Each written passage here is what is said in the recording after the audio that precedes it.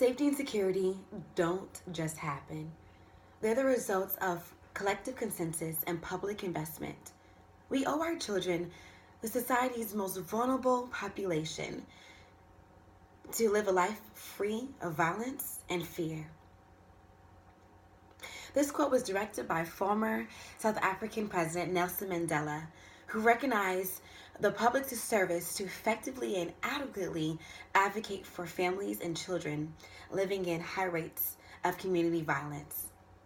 According to Encyclopedia on Early Childhood Development, communities with an increased level of violence parallel to higher rates of child maltreatment.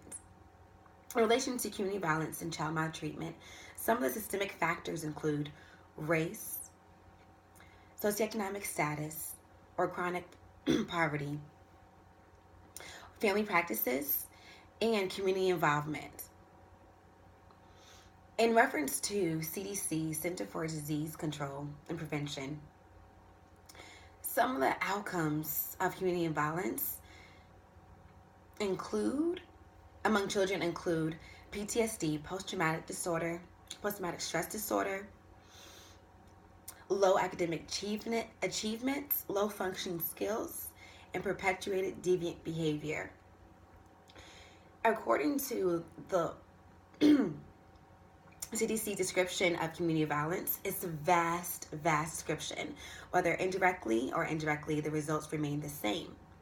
One can experience gun shootings or witness gun shootings and have the same triggers and long-term effects when it comes down to community violence. As an MSW candidate, it is my understanding and learning initiative to not just look at the micro level practices of engaging with families, but look at the macro level practices of ecological systematic systems in place to best support families. Within best supporting families, a level of skills include empathy, cultural humility, and being able to have a certain knowledge of research and strategies to best support families and their unique needs.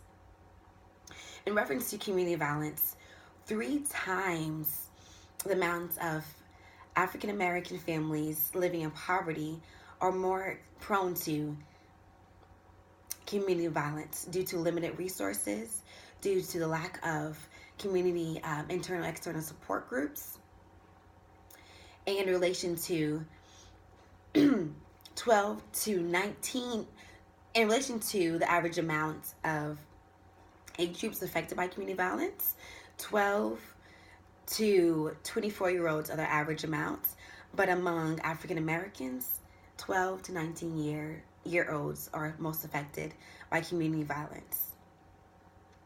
Some of the research around community violence include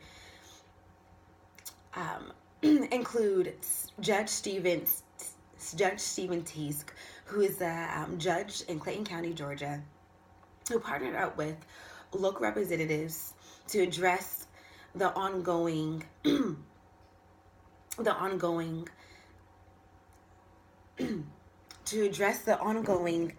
systematic gap of marginalized communities. For one, there was a number of African American males under the age of 18 who were sentenced to prison due to misdemeanors. As he saw a need to invest in the public, he partnered up with community investors to adopt the practices of MST, multi-systematic therapy. This is direct linkage for families to link with therapists and counselors on a 24-hour service call in order to have the tools necessary to provide for their children and families. When it comes down to MST, this has been a program that's been involved for 25 years. A total of 86% of crime decreased. A total of 87% of children and youth returned to schools or prompted to go to work due to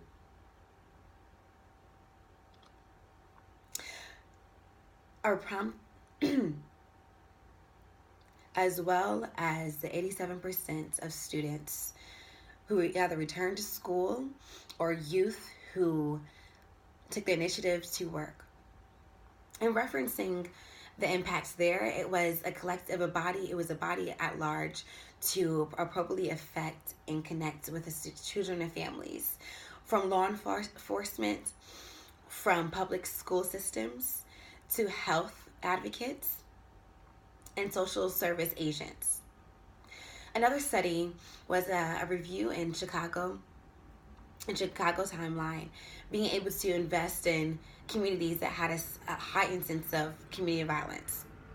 In reference to this study, a study was conducted, a focus group was conducted among youth and adults experiencing community violence, whether they themselves were victims of violence or perpetuated violence to act upon certain behaviors. Once again, being able to connect with the families directly was the huge effects in decreasing the poverty rates and decreasing the community violence in that area. The results were being able to speak and advocate with families and meeting them where they are, being able to have dialogues and conversation about what exactly are they feeling, what exactly are their mechanisms of coping, how do they find the best needs to survive, or what exactly are the limited resources in their community to appropriately invest in their needs. All in all, when it comes down to community violence, the best appropriate steps are not just to focus on the micro level practices, the macro level practices as well, in order to best provide for their needs and safety. Once more, in order to decrease the level of community violence, it takes an opportunity to focus on unique needs and to eliminate one's prejudice or biases in order to address the community at large. One policy that CDC is in the works of is developing a program called a blueprint for community youth, a blueprint for healthy youth development. What this looks like is certain practices that are focused on gun control, policies around community policing, and being able to extend communal resources for communities in need. Once again, being able to not just address the problems, but being able to adequately provide resources and partner with families are the best results to find effective change, to decrease community violence, not just within our society, but within our nation at large.